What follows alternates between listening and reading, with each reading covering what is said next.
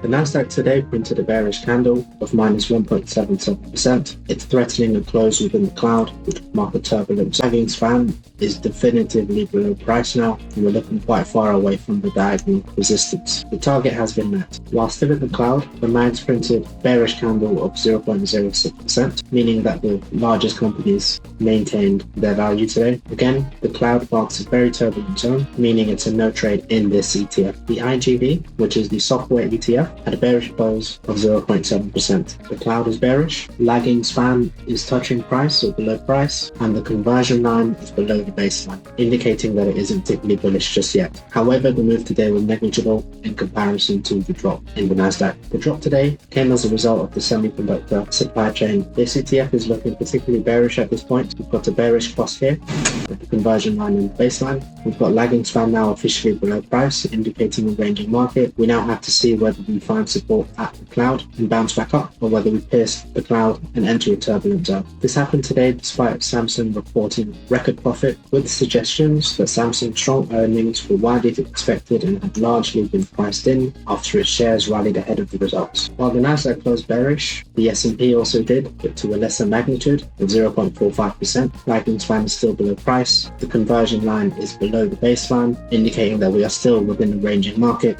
even though we've broken out of this diagonal. The Dow Jones also had a smaller negative close of 0.25%. Conversion line and the baseline are pointing upwards, indicating a strong trend. We have some way to go until we reach the target.